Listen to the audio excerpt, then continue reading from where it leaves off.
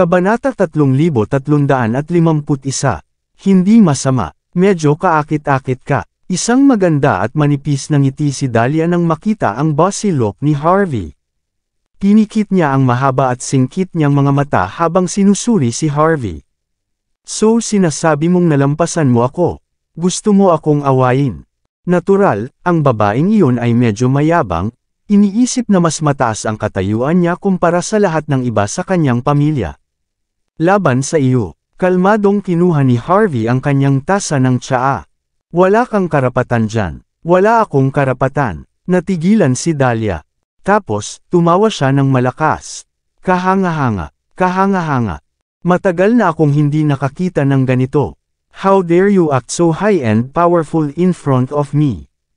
Napag-isipan mo na ba? Napag-isipan mo na ba? Kung gaano kalala ang magiging kahihinatnan kung sasabihin mo ang mga bagay na tulad nito. Tama, para lang alam mo, na clear na ang buong bar. May kabuuang 50 eksperto mula sa pamilya John at 100 mula sa Overlord Gang. Siyempre, mayroon din tayong taga-Heavenly Temple. Napatingin si Dahlia kay Harvey na parang sinusuri ang isang sirang laruan. Gusto ko talagang malaman kung paano ka makakaalis sa lugar na ito ng buhay. Gusto ko ring makita kung karapat-dapat ba akong ipaglaban ka. Nang marinig ang kanyang mga salita, malamig na tumawa ang kanyang mga kampon bago tumingin kay Harvey. Ang ilan ay nagpapaikot-ikot pa ng kanilang mga armas habang hawak ang mga legal na dokumento, na mabangis ang kanilang mga mukha. Natural lang na ang mga taong ito ay hindi magdadalawang isip na hilahin ang gatilyo kung utos ni Dahlia. Kailangan mo ba talagang ipaliwanag ko ito para sa iyo? Muling humigop ng tsa si Harvey. Paanong hindi mo pa naiintindihan iyon? Higit sa lahat, kailangan mo akong bigyan ng pahayag. Lumuhad ka at humingi ng tawad sa kaibigan ko dito. Pagkatapos ay pakakawalan na kita. Kung hindi, sisiguraduhin kong aayusin ko ang mga bagay-bagay sa iyo. Napangisi si Dahlia habang sinusuri niya si Harvey.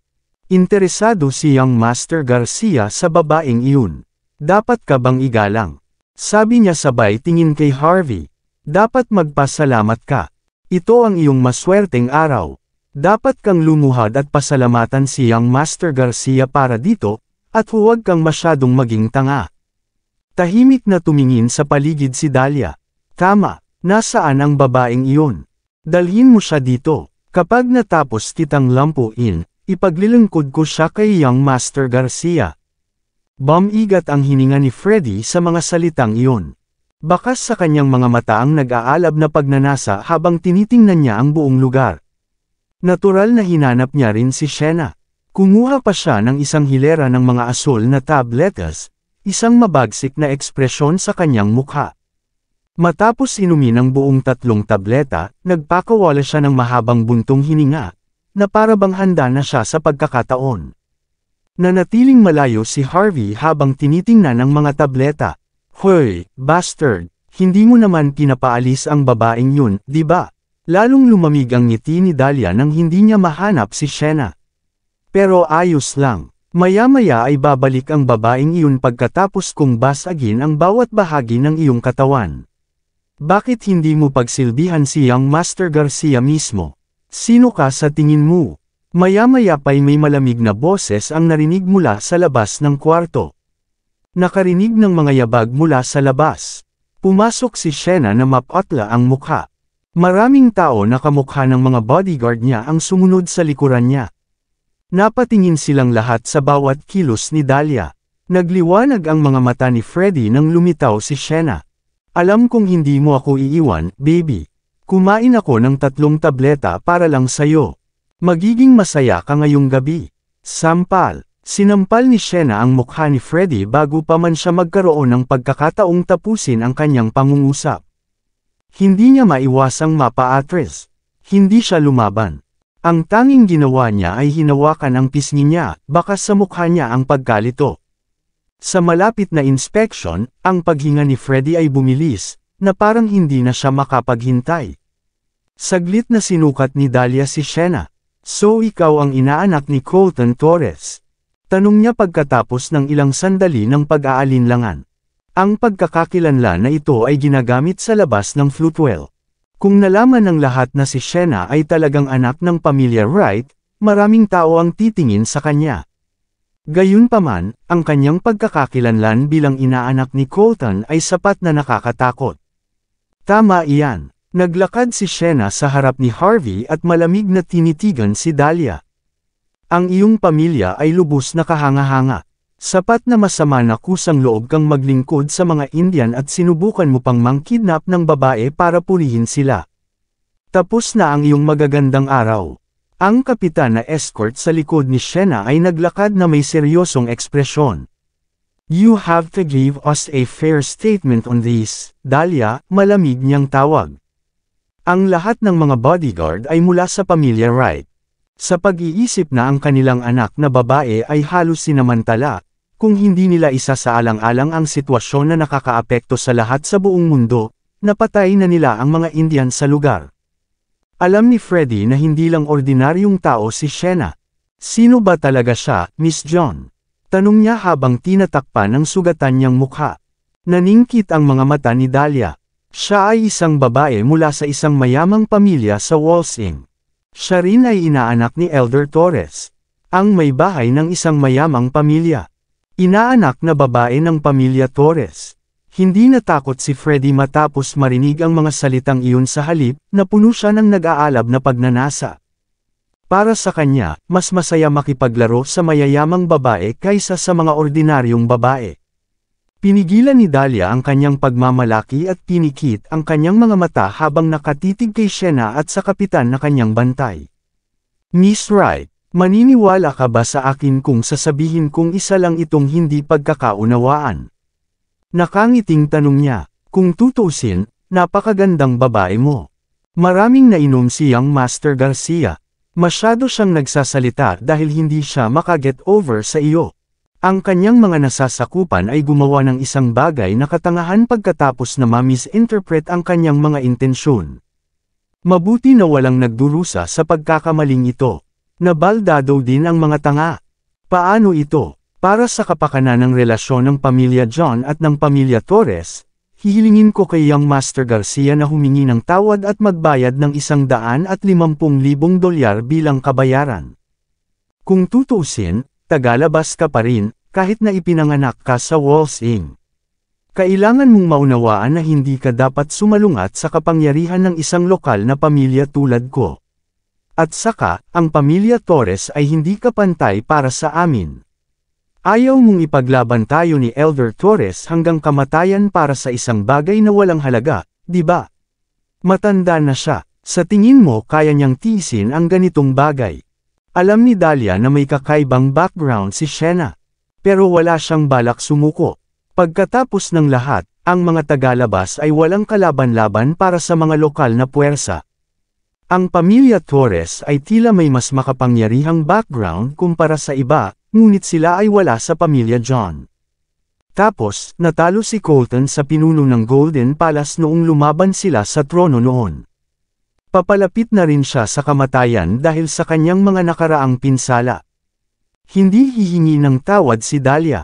Naramdaman lang niya na wala siyang mapapala sa pagpapalaki ng sitwasyon, para lamang sa pagiging isang babaeng may kaunting awtoridad. Hindi rin nagpakita ng takot si Freddie, at ang ginawa niya ay titigan ng masama si Shena. Natural, medyo attracted pa rin siya sa kanya. Nakita ni Harvey ang isang matandang lalaki na nakaitim na roba na nakatayo sa likod ni Freddie. Ang taong iyon ay mukhang hindi mahalata, ngunit malinaw na hindi ito ordinaryong tao. Malamang, ito ay isang yoga master mula sa India. Hindi ko kailangan ng sorry mo. Hindi ko rin kailangan ng pera mo. Hindi ko rin kailangan ng ninong ko para kalabanan ka. Kaya kong harapin sa sarili ko. Sa wakas ay ipinakita ni Shena ang kanyang awtoridad bilang anak ng pamilya Wright. Kung hindi dahil kay Harvey, ginamit na ako ng mga walang hiyang bastos na ito ngayon. Gusto ko ng patas na pahayag. Gusto kong maputol ang mga bola niya. Hindi napigilan ni Harvey na magbigay ng thumbs up kay Shena matapos marinig ang mga salitang iyon. Upang maging mabangis at nangingibabaw, tulad ng inaasahan sa isang prinsesa. Kahit mukha siyang mahina, walang ordinaryong tao ang makakapantay sa ugali niya. Dapat mong itigil ito, Miss Wright. Nakagawa na ako ng kompromiso para sa iyo. Gayunpaman, sinusubukan mo pa ring tumawid sa linya. Sa tingin mo ba ay kahanga-hanga ka? Ang plastik ng ngiti ni Dahlia ay agad na napalitan ng malayong tingin. Hayaan mong babalaan kita, huwag mong gawin iyon dito. Hindi mahalaga kung gaano ka kalakas. Gaano man kalakas ang background mo, wala kang mapapalalaban sa pamilya John at sa ating mga kagalang-galang na panauhin dito. Mabuti pang tumigil ka na. Makakaalis ka pa rito nang hindi nasaktan kung gagawin mo. Baka maging laruan ka lang ng iba kung patuloy kang tumatahol. Huwag mong sabihing hindi kita binigyan ng pagkakataon kapag nangyari iyon. Hindi na nag-abalang tumugon si Shena sa mahinang pagbabanta ni Dahlia. Kung wala kang gagawin, hahayaan ko na lang ang bodyguard ko na gawin ang mga bagay sa kanya. Napuno ng galit ang mga mata ni Dahlia. Si Freddie ay isa sa mga direktor ng Barotta Business Council at ang nangungunang talento ng Heavenly Temple. Ganun pa man, kakapunan mo pa rin ba talaga siya? Hindi ka ba natatakot sa mga diplomatikong pagtatalo? Kaya mo bang tiisin ang mga ganitong kahihinatnan? Isang malamig na ekspresyon ang ibinigay ni Shena kay Dahlia. Mayroon kang 30 segundo. Sa sobrang galit, tumawa si Dahlia. Sa tingin mo ay ganoon ka kahanga-hanga, Shena Wright. May sasabihin ako sa'yo. Maraming mga Panginoon at mga binibini na kumikilos ng napakataas at makapangyarihan sa isang lugar na tulad nito. Tinatapakan ko sila para lang masaya. Binibigyan kita ng pagkakataon dahil maganda ang mood ko ngayon. Ngunit hindi mo alam kung kailan titigil. Wala akong pakialam kung saang pamilya ka nanggaling. Kahit na ikaw ay mula sa isa sa 5 nakatagong pamilya o isa sa nangungunang 10 pamilya, wala kang karapatang sumalungat sa pamilyang John sa Flutewell. Maya-maya ay humakbang ang isang binata na may malabong ngiti. Naglalaro ka ng apoy dito, Miss. Si Young Master Garcia ay anak ng elder ng Heavenly Temple, isang kilalang tao na malapit ng maging Diyos ng digmaan. Ipinapakita sa iyo ni Young Master Garcia ang paggalang sa pamamagitan ng paghabol sa iyo. How dare you be na ganito kakawalang hiya? Isang malamig na titig ang ipinakita ng kapitan na bantay ni Shena. Ang prinsesa ay hindi kailanman napahiya sa ganitong paraan sa buong buhay niya. Ang kapitan ay hindi nag-abala na magsalita ng isang salita. Lumakad siya pasulong at hinawakan ang binata sa leeg, at hinampas ang lalaki sa mesa sa likod niya.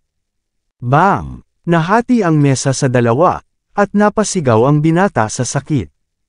Nababalot ng basag na bubog at tinak ang buong katawan niya, dahilan para manginig siya ng hindi mapigilan. Nagulat ang lahat ng mga tao nang makita ang nangyari. Hindi sila makapaniwala na sobrang dominante ni Shena, kahit na ipinaliwanag na ni Dahlia ang lahat. Sa puntong ito, ang mga bodyguard ni Shena ay hindi lamang nagpapatalo sa isang tao sa puntong ito. Wala talaga silang respeto sa pamilya John at sa mga Indian. Ang mga bagay ay hindi magtatapos ng maayos. Habang gulat na gulat pa rin ang lahat, sumulyap si Harvey kay Freddie. Napahawak na si Freddie sa kanyang dibdib pagkatapos ng kaguluhan. Labis na naapektuhan ng asol na tableta ang kanyang puso. Ngunit iyon ay normal. Ang tableta ay orihinal na ginamit upang labanan ang sakit sa puso. Nang maglaon, may natuklasan na ito ay kapaki-pakinabang para sa pagpapahusay ng male organ. Maraming mga young masters ang kukuha ng ilan sa isang pagkakataon kung hindi sila makapagpatuloy.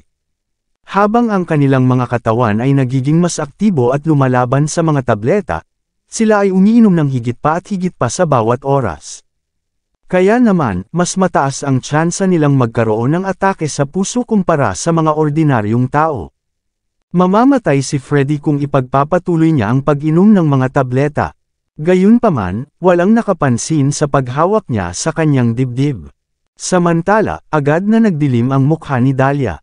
Gagawin mo ba talaga ito, Shena?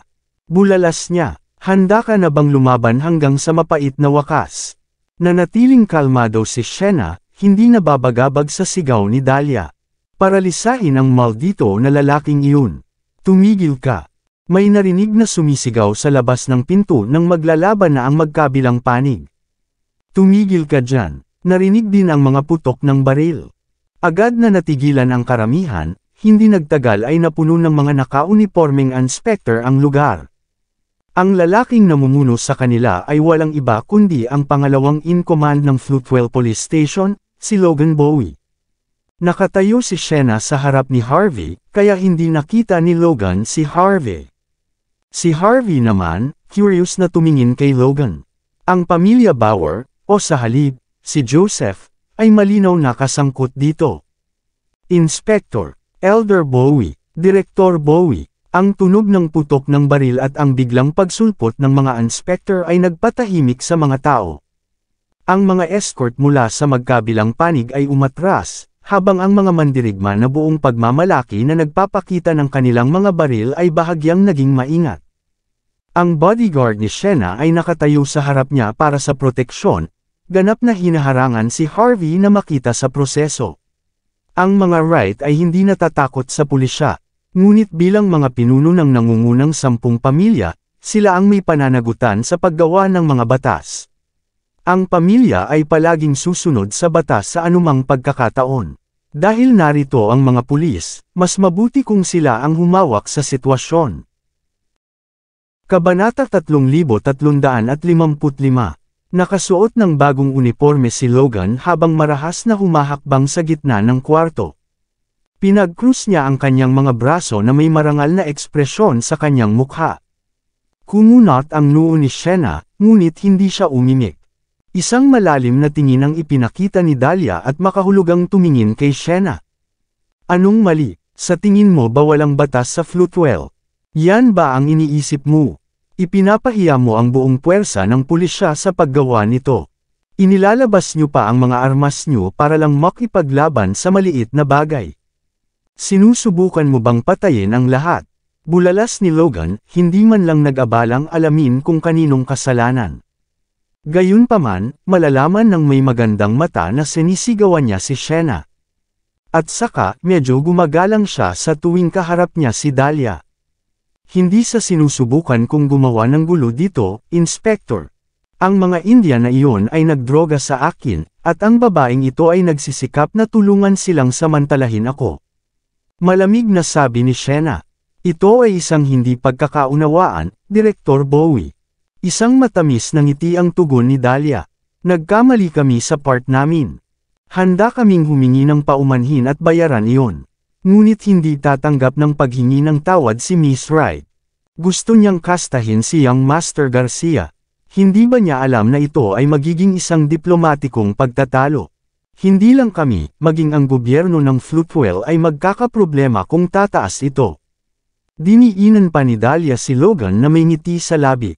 Tama na, may nagsabi na sa akin ng lahat.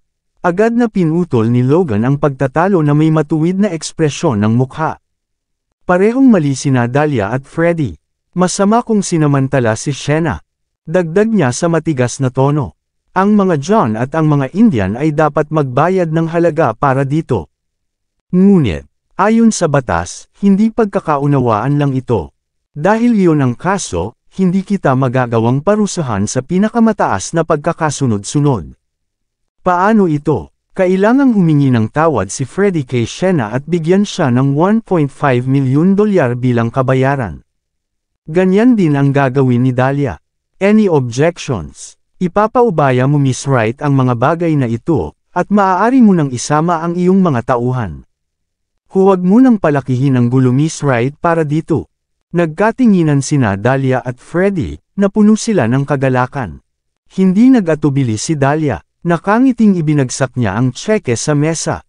Hindi mahalaga, gagawin ko. Napangiti din si Freddie. Lahat tayo ay mabuting mamamayan dito. Pakikinggan namin ang anumang sasabihin mo, Direktor Bowie.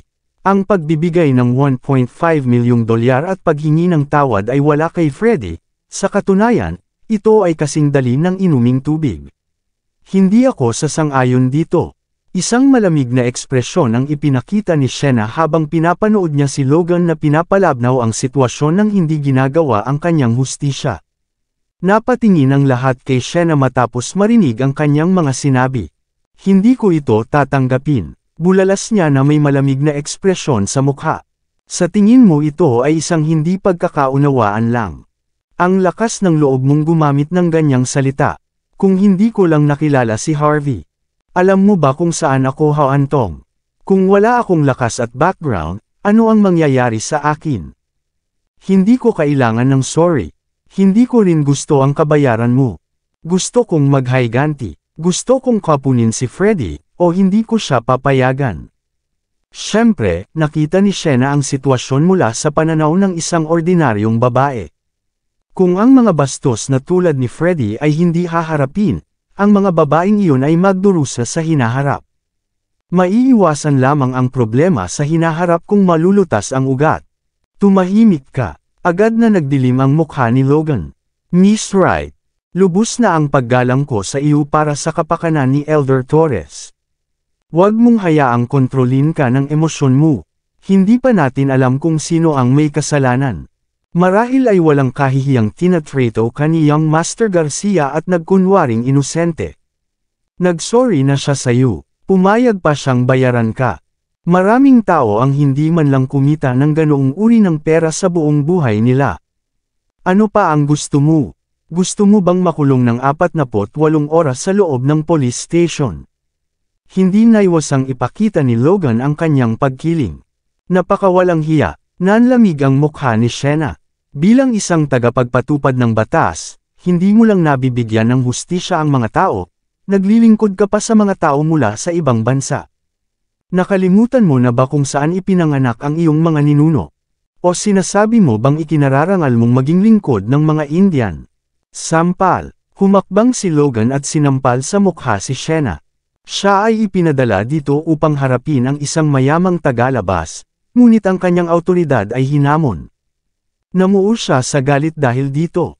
Napa-atres si Shena, at bumabula ang mga bodyguard niya sa galit, handang sumugod anumang sandali.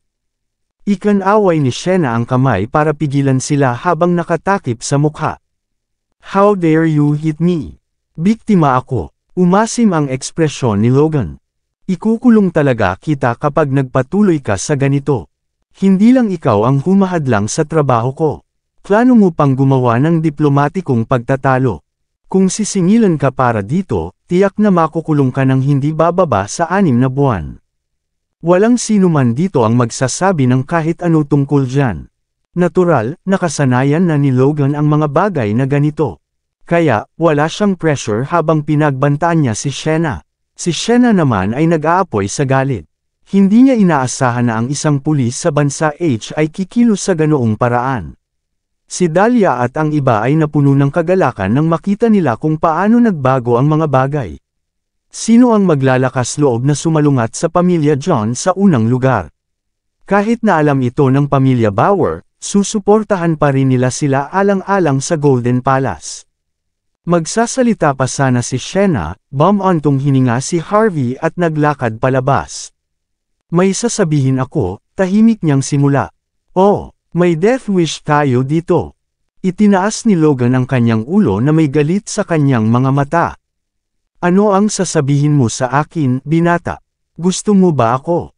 Bago siya matapos magsalita, nanlamig ang katawan niya sa hindi makapaniwala nang makita niya ang mukha ni Harvey.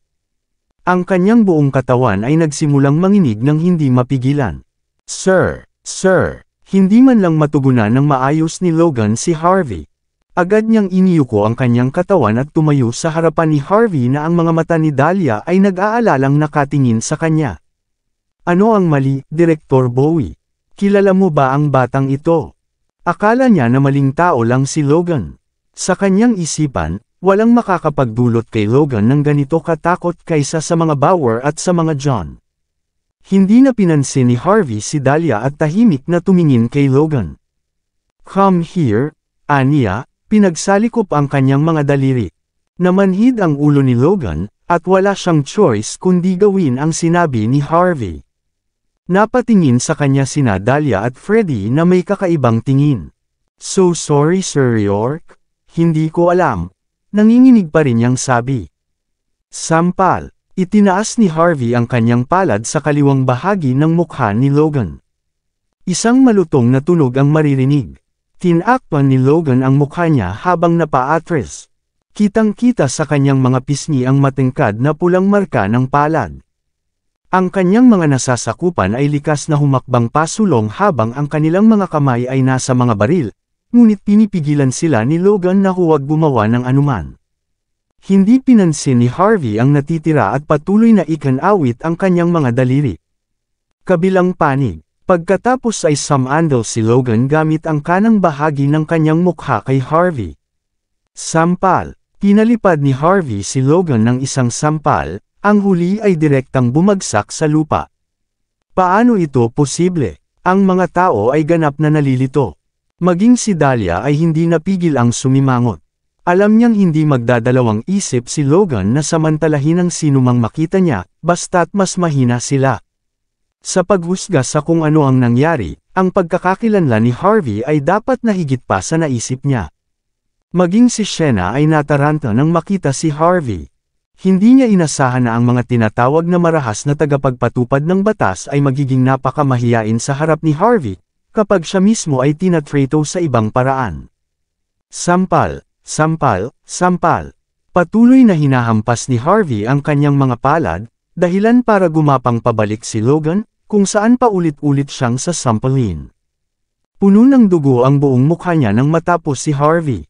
Naglakas loob ka bang itaguyod ang batas kahit hindi mo alam kung paano magsilbi ng hustisya? Bilang isang tao mula sa bansa H, hindi mo alam kung paano protektahan ang iyong sariling mga tao. Ngunit naglilingkod ka sa mga Indian at nagsasalita tungkol sa batas. Handa kang labagin ang batas, at pagkatapos ay tatanungin mo kung mayroon kaming sasabihin tungkol dito. May sasabihin ako sa iyo. Mayroon akong lubos na opinyon tungkol dito.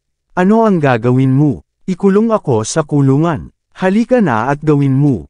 Sige, gawin mo. I won't. Ibinaba ni Logan ang kanyang ulo na parang takot na baboy. Hulihin si Harvey. Hindi siya maglalakas loob. Ano? Takot ka ba? Lumapit si Harvey at tinapik ang mukha ni Logan. Nakaka-disappoint ka talaga. Maraming salamat sa lahat ng sumusubaybay. Please subscribe and follow my YouTube and Facebook channel, Filipino Novel. Maraming salamat po. Kung hindi mo ginagawa ito, sinabi ba ng iyong Panginoon na gawin mo ito? O na-realize mo ba na wala rin siyang magagawa sa akin? Hindi ba sapat ang mga aralin para sa iyo? May hiling ka bang mamatay? Bakit mo ipinagtatanggol ang mga gumagawa ng masama? Mukhang ngayon, kailangan na kitang tanggalin sa posisyon mo. Magkakaroon ka ng maraming oras para isipin ang iyong mga pagkakamali kapag nakulong ka sa likod ng mga rehas. Bam! Sorry, Mr. York. Napahagulgol na lang si Logan sa sahig. Pangako hindi ko na uulitin. Bigyan mo pa ako ng pagkakataon. Kasalanan ko ang lahat ng ito, Miss Wright. Pero wala din akong magagawa. Nagpakita si Logan ng masakit na ekspresyon. Naunawaan na niya ngayon kung ano ang ibig sabihin ng pagkaladkad sa isang labanan sa pagitan ng malalakas na tao. Ang magkabilang panig ay may matibay na background at malalim na kasaysayan. Gayunpaman, siya ay pangalawa lamang sa command sa Floatwell Police Station. Wala rin umaalalay sa kanya. Wala siyang magawa sa ganitong sitwasyon. Sinipa ni Harvey si Logan sa lupa bago sumulyap kay Shena. May mga bagay na hindi mo magagawa dahil sa iyong pagkakakilanlan, Miss Wright. Hayaan mo akong gawin ito para sa iyo. Si Shena ay nahihirapan dahil sa kanyang pagkakakilanlan, napipilitan siyang sumunod sa batas. Pagkatapos ng lahat, kung walang mga patakaran, walang magagawa. Ngunit pagkatapos ng nangyari, naunawaan niya na ang batas ay hindi makapangyarihan sa lahat. Ang batas ay prioridad sa mga lugar na naaabot lang ng liwanag, ngunit ang lakas ng isang tao lamang ang maaasahan sa pinakamadilim na bahagi ng mundo. Matapos ang ilang sandali ng pag-aalinlangan, bahagyang tumango si Shena. Ayaw niyang paalisan ang bastos na si Freddy. Habang kinakausap ni Harvey si Shena tungkol sa pagharap sa sitwasyon sa kanyang lugar. Natauhan si Dahlia at malamig na tumikim. Ano, sa tingin mo ba ay kahanga-hanga ka dahil lang pinaluhod mo si Logan? Napuno ng disgusto si Dahlia. Ang isang tulad ni Logan ay magmumukhang malakas sa isang ordinaryong tao, ngunit siya ay kasangkapan lamang kay Dahlia. Dahil hindi kakayanin ng mga kasangkapan na ito si Harvey, natural na mayroon siyang iba pang paraan sa pagharap sa sitwasyon. Humigop si Harvey ng kanyang tsaa bago sinabing, "Walang anuman ang pakikitungo kay Logan. Gayunpaman, ipapaalam ko sa iyo na ang lahat ay may presyo." Presyo. Hindi na napigilan ni Freddy ang sarili, ang mga gamot ay dapat na nakapinsala na sa kanya. Nagningning ang mga mata niya at nagpakita ng maliit na ngiti. "May sasabihin ako sa'yo, tanga. Ikaw ang dapat magbayad ng halaga. Babayaran ka lang ng mga tulad namin." Humakbang sina Dahlia at Freddy. Kaagad, itinutok ng 12 ng mga tauhan nila ang kanilang mga baril kay Harvey. Akmang kikilos na ang mga bantay ni Shena, ngumiti si Harvey. "Hindi tama na gawin mo ito, Miss Wright. Hayaan mo akong hawakan ito." Sinenyasan ni Harvey ang mga gwardya na gabayan si Shena sa isang sulok at protektahan siya. Pagkatapos ay kumuha siya ng baril mula sa isa sa mga bodyguard bago hinayla ang gatilyo sa kisame. Bang, bang, bang. Isang malakas na putok ang yumunig sa buong silid. Isang mapanuksong ekspresyon ang ipinakita ni Dahlia, iniisip na matatakot lamang sila ni Harvey. Walang paraan na talagang magagawa niya ang tungkol dito. Ngunit sa sumunod na sandali, dumilim ang kanyang mukha. Napahawak si Freddy sa kanyang dibdib nang bumagsak siya sa lupa na may nakakatakot na ekspresyon sa kanyang mukha. Nanginginig si Freddy sa sakit sa lupa, para siyang sinaksak ng 12 beses. Siya ay kumilos ng mataas at makapangyarihan noon, at akala niya ay naplano na niya ang lahat, ngunit wala nang pakialam sa sandaling iyon. Sakit lang ang makikita sa mukha niya. Hindi man lang siya makapagsalita, pati na rin ang pagbabante kay Harvey. Buhay pa siya, pero mas mabuti pa sigurong mamatay na siya. "Young Master Garcia, anong mali? Anong nangyari sa'yo?" Si Dahlia at ang iba ay agad na nagbago ng kanilang mga ekspresyon nang makita si Freddy sa ganoong kalungkot na kalagayan. Walang nakakaalam kung ano ang nangyari. Paanong biglang bumagsak si Freddy sa lupa? Nagulat ba siya sa mga putok ni Harvey? Imposible, si Freddy ay mas malakas kaysa doon. Mabilis na sumugod ang matandang nakasuot ng itim na damit patungo kay Freddy. Ang kanyang pangalan ay Croy. Dalubhasa siya sa Indian Heavenly Temple, at personal bodyguard din ni Freddy. Dalubhasa siya sa yoga, habang bihasa rin sa ilang mga medikal na kasanayan. Agad niyang napigilan ang ugat ni Freddy at naglabas ng ilang fast-acting heart-saving pill sa kanyang bibig. Gayunpaman, walang nangyari. Namimilipit pa rin sa sakit si Freddy habang pawis na pawis. Nagbago ang ekspresyon ni Croy, at mabilis niyang sinaksak ang tatlong magkakaibang bahagi ng puso ni Freddy, umaasang gagana ito. "Walang silbi," mahinahong sabi ni Harvey. "Ito ay atake sa puso." "Tapos na siya. Ginawa mo ito?" tanong ni Dahlia. Takot na tumingin kay Harvey ang mga tao. Walang nakakita kay Harvey na gumawa ng kahit ano kay Freddy, at hindi man lang malapit ang dalawa sa isa't isa, kaya paano naging ganito si Freddy? Mahaba ang braso ng hustisya. Dumating na ang oras niya. Ngayon, dapat niyang bayaran ang halaga para sa kanyang pagkakamali. Natigilan si Shena, ni isang bodyguard niya ay walang naintindihan sa sinabi ni Harvey.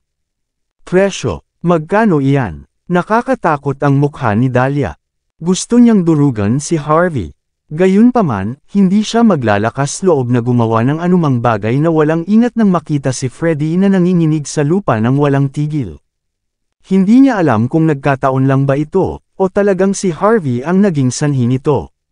Gayunpaman, maaaring magkaroon siya ng pagkakataong iligtas si Freddy. Nagdilim ang mukha ni Croy sa isang iglap, na tumutulo ang malamig na pawis sa kanyang mukha. Kahit anong gagawin niya, hindi gumagaling si Freddy. Sa kabaligtaran, mas lalong sumama ang hitsura ni Freddy nang magsimulang manigas ang kanyang katawan. "Mamamatay na talaga siya. Bibigyan kita ng 10 segundo, bastard." Naging malamig ang ekspresyon ng mukha ni Dahlia. "Iligtas mo siya ngayon, kung hindi, dudurugin kita." "It's too late," sagot ni Harvey nang makita ang dugong nagmumula sa mga butas ng mukha ni Freddy. Ang kanyang kapalaran ay selyado na sa sandaling kumain siya ng asul na tableta. Kasalanan niya kung sabay-sabay siyang kumakain ng marami.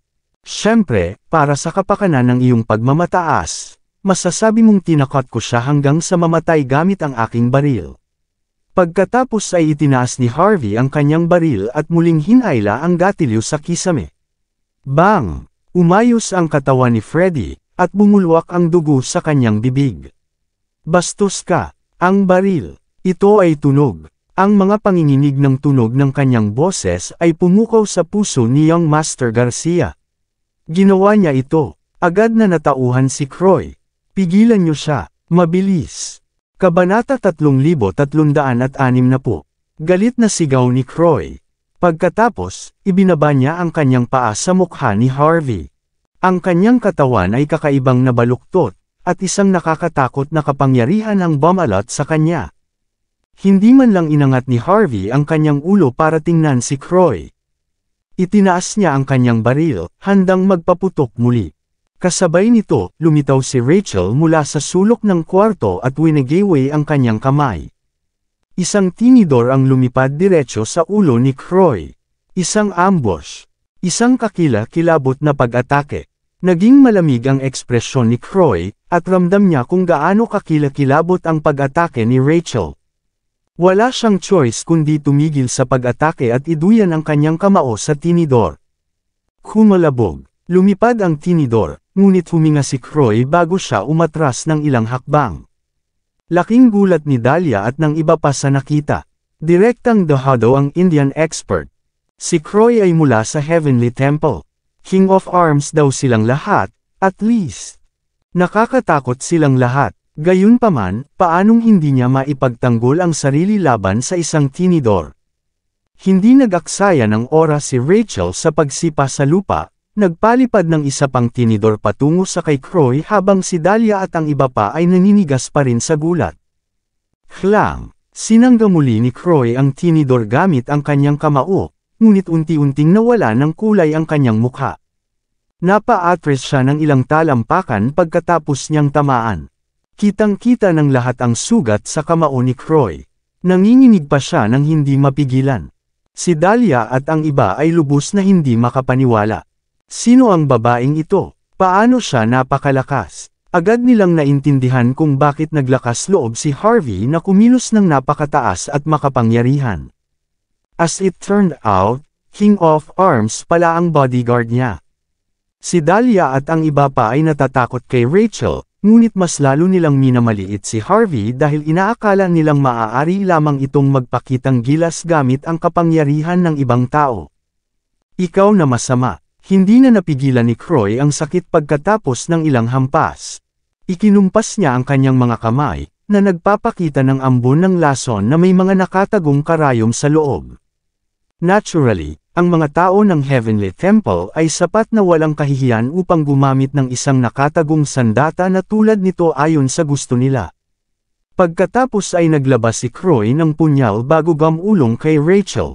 Gayunpaman, si Rachel ay mahinahong umatras ng ilang hakbang bago sinipa si Young Master Myers, na nakahandusay sa lupa.